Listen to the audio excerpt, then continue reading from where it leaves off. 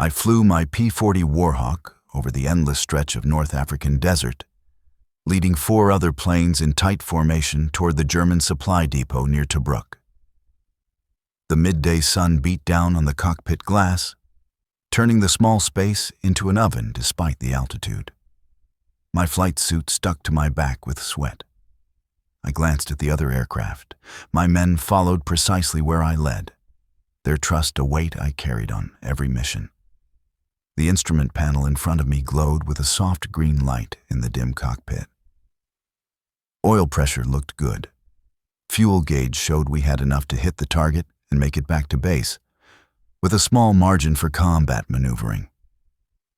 I adjusted my altitude slightly and checked my compass heading again. My radio crackled to life. "Hawkeye 1, this is Hawkeye 2, came Harrison Cunningham's calm voice through the static. "Target approaching, 8 minutes to drop point." "Copy that, Hawkeye 2, I responded, my eyes scanning the horizon. The desert below us stretched like a tan canvas, broken only occasionally by rock formations and dried riverbeds. "All planes maintain formation. We go in fast, hit hard, and get out." I checked my watch. We were right on schedule. Command wanted that supply depot destroyed before nightfall. The Germans had been using it to fuel their push toward Allied positions. The first explosion caught me off guard. The sky around us suddenly filled with black puffs as anti-aircraft fire erupted from positions we hadn't spotted in our intelligence briefing. "Evasive action, now!" I shouted into my radio, banking my plane hard to the right. The G-forces pushed me back into my seat as I zigzagged to avoid the deadly accurate flak. My stomach dropped as I watched Jacob Brooks' plane take a direct hit to the wing. The explosion tore through his aircraft, ripping away half the wing structure in an instant. His P-40 rolled sideways and then pitched downward, trailing thick black smoke. "Brooks is hit," I called out, watching helplessly as his plane spiraled toward the ground. A bright orange fireball erupted when he hit the desert floor. No parachute, no chance. I had no time to mourn. A violent impact rocked my own aircraft, metal screaming as shrapnel tore through the engine cowling. Black smoke poured from the front of my plane as the engine sputtered and died. Warning lights flashed across my instrument panel. "I'm hit!" I pulled desperately on the stick, trying to maintain some semblance of control as my P-40 began its death dive. The altimeter spun backward, the ground rushing up to meet me. "Everyone continue to target. Complete the mission." As the sand grew larger in my windscreen, my thoughts weren't of the mission or my men. Instead, I saw Patricia's face, her blue eyes, and the way her blonde hair caught the morning light in our Boston apartment. I thought of 5-year-old Roman, who'd asked me to bring back something from Africa before I'd deployed. They were waiting for me, half a world away. "I'm coming home," I promised through gritted teeth, fighting the stick with everything I had.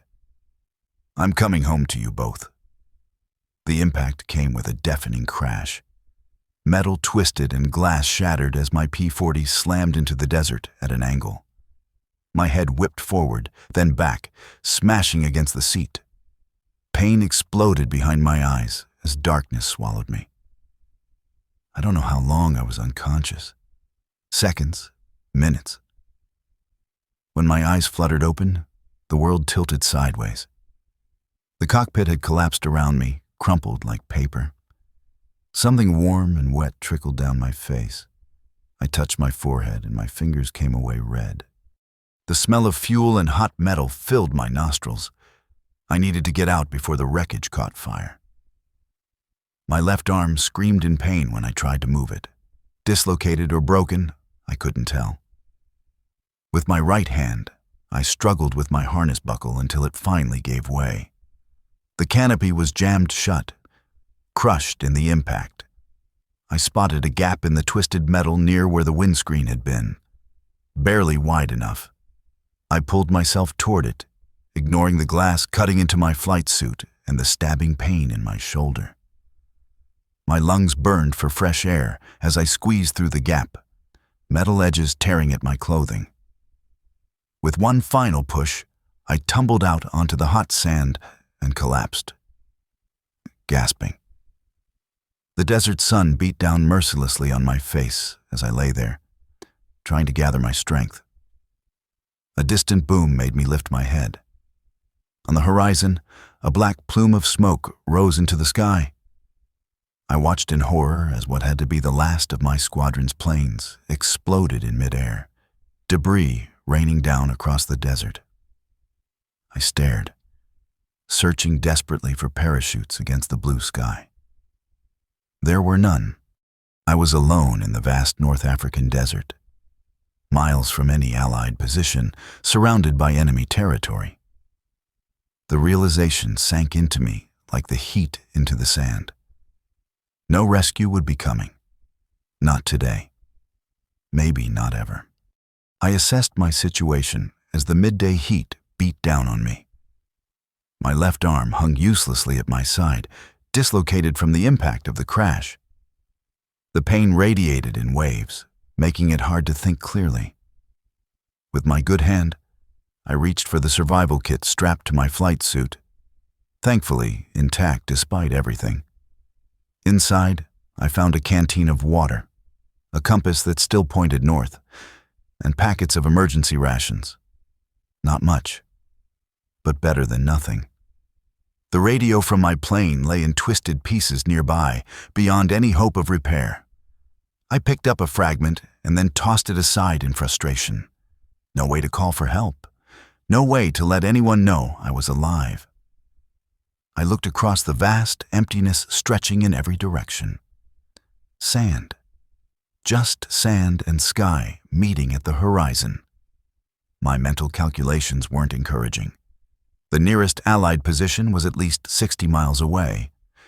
With my injuries and limited water, my chances of making it back on foot were slim to none.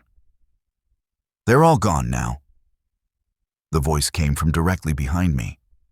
I spun around, my hand automatically going to the holster at my hip. My sidearm came up as I scanned the emptiness behind me. Nothing. Nobody.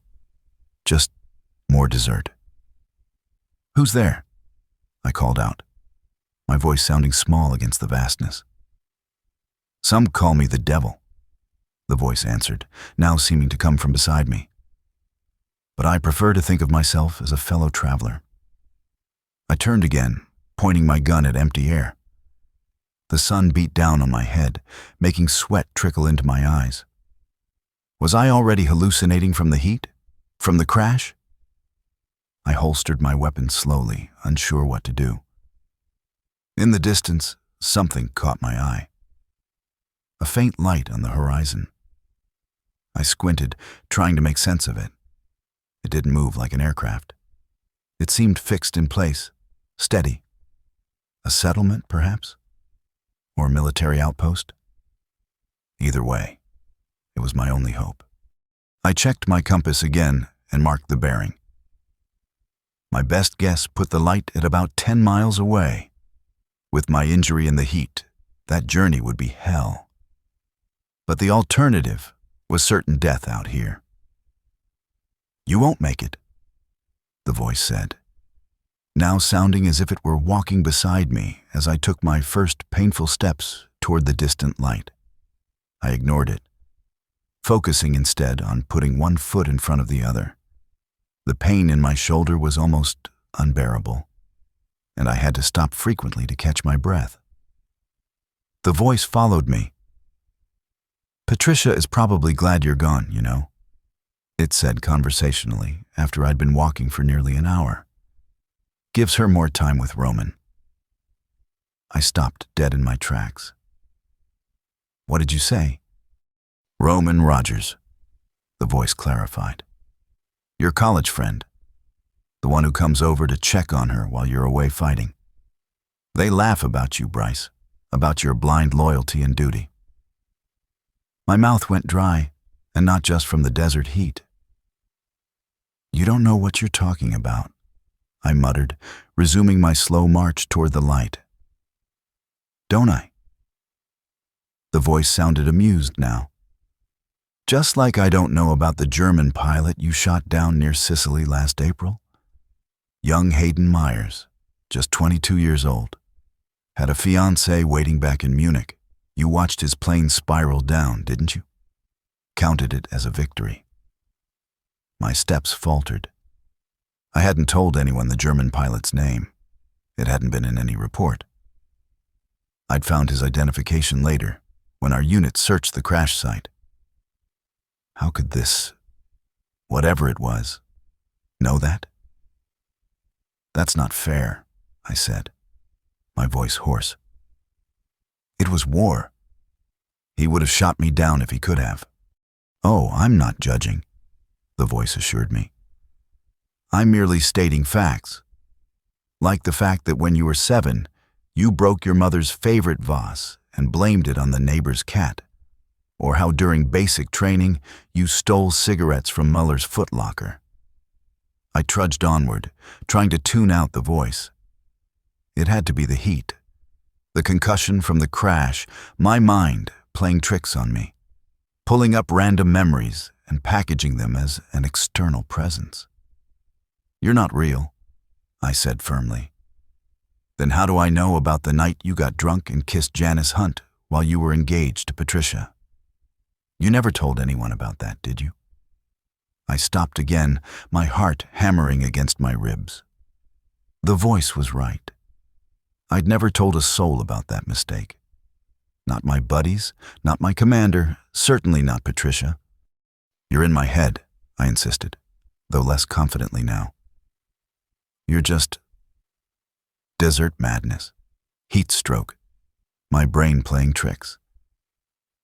If that helps you sleep at night, the voice replied. But it doesn't explain how I know things you've tried so hard to forget, like your nightmares about the men you've killed, or your worry that little Roman will grow up to be ashamed of what his father did in this war. The light on the horizon seemed no closer despite my hours of walking.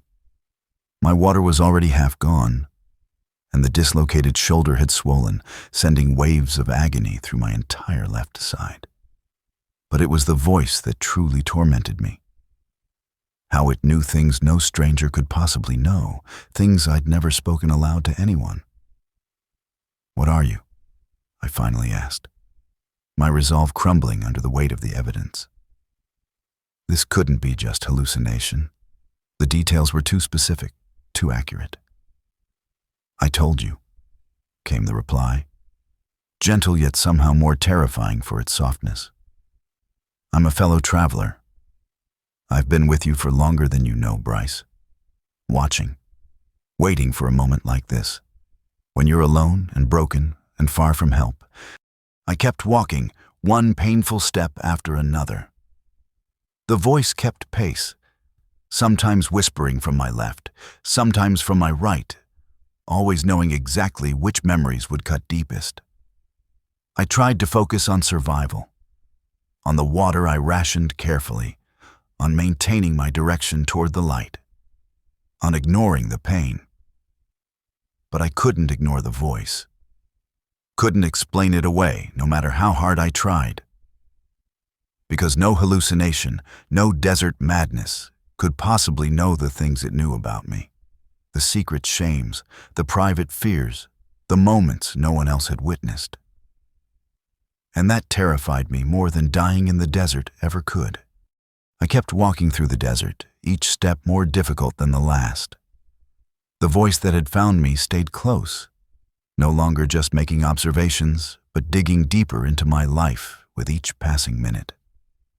Let's talk about your sins, Lieutenant Clark, it said, the words seeming to float on the hot air around me. Like when you were 8 and broke your mother's crystal vase, then blamed it on the neighbor's cat. I didn't answer, focusing instead on putting one foot in front of the other. The sand shifted under my boots, making each step twice as hard.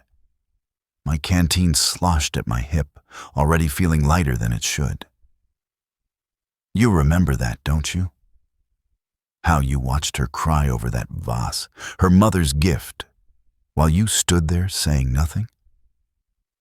Everyone lies as a kid, I muttered, immediately regretting giving it any response. But not everyone carries those habits into adulthood. The voice continued, sounding almost pleased that I'd acknowledged it. Like that night with Janice Hunt, 3 weeks before your wedding to Patricia. My steps faltered. That night had been buried so deep, I rarely allowed myself to remember it. You were at Timothy's bachelor party, all those drinks. Janice looked so pretty in that blue dress. 1 kiss turned into 2, then 3. Would Patricia have still married you if she knew? That was nothing, I said through gritted teeth. A mistake. It meant nothing. The heat beat down on me like a physical weight. Sweat poured down my face, stinging my eyes. My dislocated shoulder throbbed with each heartbeat, sending waves of pain through my entire left side. Nothing? Is that what you told yourself about Corporal Declan Ortiz, too? That he was nothing? The name hit me like a punch to the gut. I stopped walking. Don't talk about him. Young Declan, barely 22, your gunner. He trusted you completely, didn't he? Even when German rounds tore through your aircraft, even as he bled in the back of your cockpit, he kept firing, kept protecting you. Stop it, I said, my voice cracking from thirst and emotion. But you left him behind, didn't you? Left him to die alone in enemy territory. I started walking again, faster now, as if I could outpace the voice and the memories. I was ordered back to base. The plane was critically damaged. I couldn't what? Couldn't try to land closer to his position? Couldn't radio his coordinates sooner? Or couldn't bear to look him in the eyes as the life drained out of him? There was nothing I could do. I shouted into the empty desert. Command ordered immediate return. We were 60 miles behind enemy lines with a fuel leak. The voice went quiet for a moment, letting my outburst echo across the sand. When it spoke again, it was softer, almost sympathetic. And that's what you tell yourself at night. That's how you sleep. Orders, protocol, duty, such convenient shields against guilt. I took a long, careful sip from my canteen, rationing what little water remained. The distant light I'd been following still glimmered on the horizon, seemingly no closer than it had been hours ago. The sun was lower now, the worst heat of the day finally beginning to fade. Do you know what Declan's last words were, as he lay there alone? No, I whispered, though I'd imagined it countless times. He called for his mother, then he called for you, his lieutenant, his protector. I stumbled, my knees suddenly weak. The image of Declan, young face, eager eyes, always first to volunteer, filled my mind. You're not real, I said. You're just desert madness, heat stroke. The voice laughed, a sound like sand being poured over metal. If that helps you keep walking, believe it. But ask yourself this. If I'm just in your head, why am I telling you things you don't want to hear? Wouldn't your own mind be kinder? Hours passed. The sun dipped lower toward the horizon, but the temperature dropped only slightly. My water supply had dwindled to less than a quarter canteen. My mouth felt like it was stuffed with cotton, my tongue thick and unwieldy. Each step required conscious effort. That light you're walking toward? The voice said after a long silence. It's not what you think. I didn't respond, saving my energy. It's not salvation, Bryce. Not a military outpost, not safety. Despite my determination to ignore it, curiosity got the better of me. What is it then? I asked, my voice a rasp. It's the fires of hell. designed specifically for lost souls like you, wanderers in the desert, the guilty, the damned. I laughed, a harsh sound that hurt my dry throat. Hell? Really? That's the best you can do? Mock if you want. But we both know you're already familiar with hell. You've carried it inside you since the day you left Declan, since you kissed Janice, since every small betrayal that built the man you are. The light on the horizon seemed to flicker, growing momentarily brighter, then dimming again. I focused on it, using it as an anchor for my determination. Patricia won't be waiting when you get home, the voice said casually, changing tactics. She's already moved on. Roman Rogers has been keeping her company, very close company. Shut up, I said. They've been meeting for months, even before you left for this deployment. Those late study sessions in college, not much studying happened. You're lying. Am I? Why do you think she pushed you to take this assignment? More time for her and Roman to be together. I tried to block out the words, but they wormed their way in, feeding doubts I'd buried long ago. Patricia's face appeared in my mind, her smile, her blue eyes, the way she'd held my hand at the airfield before I left. And your son, the voice continued. Little Roman. Did you know he told his friends at school that his daddy doesn't really fight in the war? That you just fix planes? He's ashamed, Bryce. Ashamed of what you really do. My son is 5, I said. He doesn't understand. He understands more than you think. Children always do. The light in the distance wavered as my vision blurred. I realized I hadn't taken a drink in over an hour, trying to stretch the last of my water. My head pounded, and the pain in my shoulder had transformed from sharp agony to a deep, throbbing torment that radiated throughout my entire body. The sky began to change color as dawn approached. The black of night giving way to deep purple, then hints of red along the eastern horizon. The stars faded one by one. Beautiful, isn't it? The voice asked. The desert sunrise, blood red. Nature knows what's coming for you, Bryce. My legs finally gave out. I crashed to my knees, sending spikes of pain through my shoulder as I landed awkwardly. The horizon seemed to tilt and spin before my eyes. My shoulder had swelled enormously, stretching the fabric of my flight suit.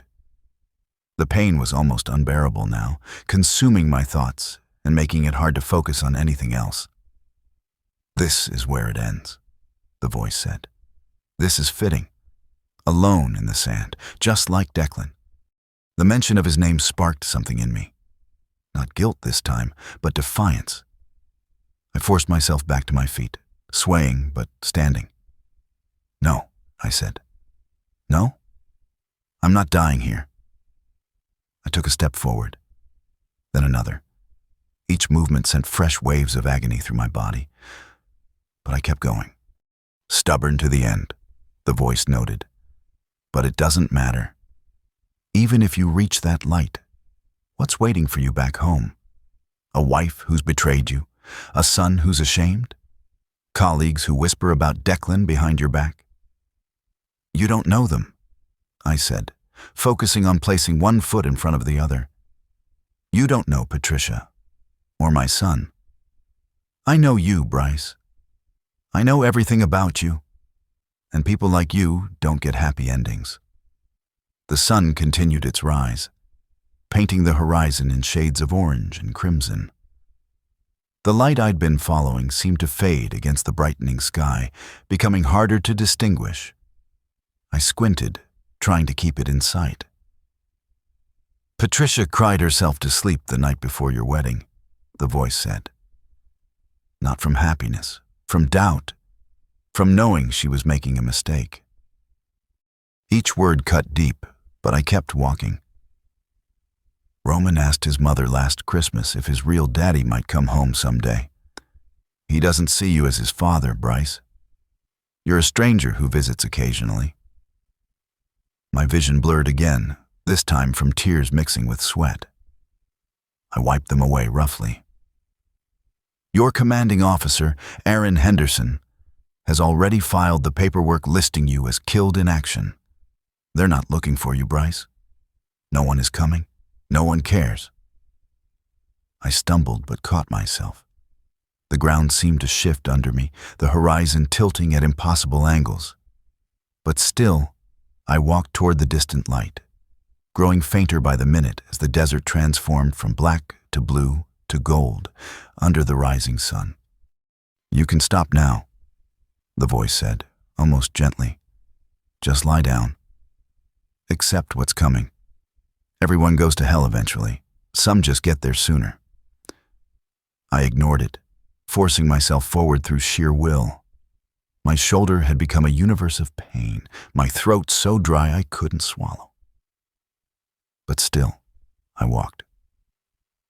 The voice continued its relentless assault, throwing every doubt, every fear, every regret back at me as I struggled across the endless sand. And still, I walked. I collapsed again as the sun rose above the horizon, promising merciless heat for the day ahead. My knees hit the sand first, then my good arm, barely catching me before my face smashed into the ground. The distant light that had guided me through the night had vanished with dawn's arrival, leaving me with no direction and a bone-dry canteen. "Just lie down," the voice said softly from somewhere beside me. "Accept what's coming. Everyone goes to hell eventually, Lieutenant. Some just take longer routes than others." The sand burned against my palm. My dislocated shoulder throbbed with each heartbeat, swollen to nearly twice its normal size. I drew a ragged breath and squeezed my eyes shut. The last drops of water had passed my lips hours ago, leaving my tongue feeling like sandpaper against the roof of my mouth. The voice was right. There was no point in continuing. No direction, no water, no hope. "That's it," the voice encouraged. "Just rest now. It's easier this way." I felt my consciousness slipping away as I lowered myself fully onto the sand. Maybe death in the desert wouldn't be so terrible. Just sleep and then nothing. My eyelids grew heavier as I surrendered to exhaustion and defeat. Just as my eyes closed completely, a low rumble reached my ears. At first, I thought it was my imagination or maybe the voice playing another trick. The sound grew louder, mechanical and rhythmic. I forced my eyes open and lifted my head. On the horizon, plumes of dust rose into the clear morning sky. 3 dark shapes moved across the desert toward me, leaving trails of sand in their wake. "No," the voice hissed, suddenly agitated. "This isn't right. This isn't possible. No one finds downed pilots this far out. No one." I pushed myself up on my good arm, squinting at the approaching vehicles. British armored cars, 3 of them, cutting across the desert directly toward my position. Had I wandered closer to Allied territory than I realized? Or had they somehow tracked me? "They won't make it in time," the voice insisted. But the confidence was gone, replaced by what sounded almost like panic. "You're already too far gone." I tried to stand, but my legs wouldn't cooperate. Instead, I pulled out my sidearm and fired a shot into the air, then another. The vehicles adjusted course slightly, now heading straight for me. "This isn't how it works," the voice snarled. "This isn't how it ends." I fired a 3rd shot before the gun slipped from my weakened fingers. The lead vehicle accelerated, closing the distance rapidly. I collapsed back onto the sand, watching through narrowed eyes as the British patrol arrived in a cloud of dust and diesel fumes. "Over here! We've got a live one!" someone shouted. Boots crunched on sand around me. A man knelt beside me, tall, broad-shouldered, with a neatly trimmed beard. The insignia on his uniform marked him as a captain, American, he said, noticing the patches on my flight suit. Lieutenant, can you hear me? They're coming for us all, I mumbled, my thoughts scattered. Devils in the desert. Everyone goes to hell eventually. He's delirious, someone else said. Dehydration and heat stroke. The captain leaned closer. I'm Captain Drew Jacob, British Desert Rescue Unit. We've been searching for survivors from yesterday's air battle. Can you tell me your name, Lieutenant? Clark, I managed. Bryce Clark. Good man. We're going to get you out of here. They lifted me onto a stretcher, the movement sending waves of agony through my dislocated shoulder. As they carried me to the lead vehicle, Captain Jacob walked alongside. You were heading in the right direction, he said. That light you were following, that was our forward operating base. We keep perimeter searchlights running through the night. Lucky for you. I turned my head, searching the empty air beside me. You hear that? It wasn't nothing. It was real. Captain Jacob exchanged glances with his men. Yes, Lieutenant. The light was real. Not the light, I whispered. The voice. They loaded me into the armored car, where someone pressed a canteen to my lips. The water was warm but felt like heaven against my parched throat. A medic examined my shoulder, saying something about dislocation and swelling. But his words faded in and out as consciousness slipped away from me again. The last thing I heard before darkness took me was the voice, now distant and fading. This isn't over, Lieutenant. I'll be waiting. 2 weeks later, I sat on the edge of a hospital bed in Cairo, watching Dr. Jimmy Andrews examine my shoulder. The field hospital was overcrowded but clean, with rows of beds filled with the wounded from North Africa's ongoing campaign. Remarkable recovery, Lieutenant Clark, Dr. Andrews said, his round spectacles sliding down his nose as he gently rotated my arm. We were quite concerned when they brought you in. Severe dehydration, concussion, and one of the worst shoulder dislocations I've seen that didn't require surgery. I nodded, wincing slightly as he tested the limits of my movement. The pain had subsided from excruciating to merely uncomfortable. The concussion explains the confusion when they found you, he continued, making notes on my chart. Captain Jacob mentioned you were quite talkative when they picked you up. I tensed. What exactly did I say? Dr. Andrews looked up, studying my face. Nothing coherent. Typical for someone in your condition. Dehydration, shock, head injury. You mentioned devils and hell. Not unusual for someone who's been through what you have. I forced a smile. Desert madness, I guess. Precisely. The mind plays tricks when the body is under extreme stress. He patted my good shoulder. Your physical recovery is coming along nicely. Another week or two, and we'll have you back with your unit. I hadn't told anyone about the voice. Not Dr. Andrews, not the nurses, not the other patients. They'd think I was crazy, or worse, unfit for duty. And maybe it had been nothing more than hallucinations brought on by dehydration and head trauma. That's what I told myself during the day. But at night, when the ward grew quiet and the lights dimmed, I sometimes thought I could hear it again. A whisper just at the edge of hearing, patient and waiting. Lieutenant Clark. Dr. Andrews was looking at me with concern. Are you all right? I nodded quickly.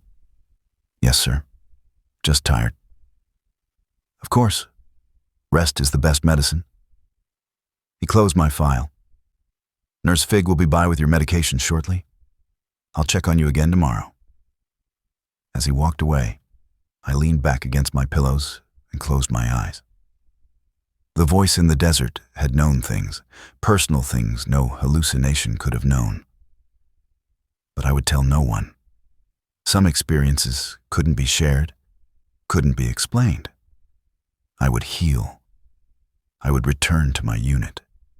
I would go home to Patricia and Roman when the war was over. And I would pretend that what happened in the desert stayed in the desert. But deep down, I wondered if some passengers, once picked up, ever truly leave. I sat on my hospital bed in Cairo reading the letter from Patricia that had arrived that morning. The paper was thin, her handwriting familiar and comforting as it flowed across the page. "Roman lost his first tooth yesterday," she wrote. He was so proud, running around the house showing everyone. He put it under his pillow and asked if the tooth fairy would know to find it, even though his daddy wasn't home to help. I told him of course she would.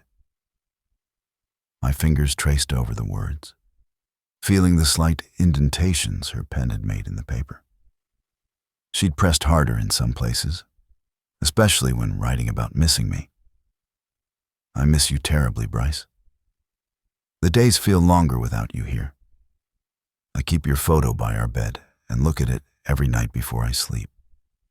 Roman asks about you constantly. When are you coming home? What are you doing right now? Is it hot where you are? I tell him you're being brave and helping people, and that you'll be home as soon as you can." There wasn't a single mention of Roman Rogers or any hint of betrayal that the voice in the desert had described. Nothing about her being glad I was gone or spending time with my old college friend. Just the words of a loving wife waiting for her husband to return.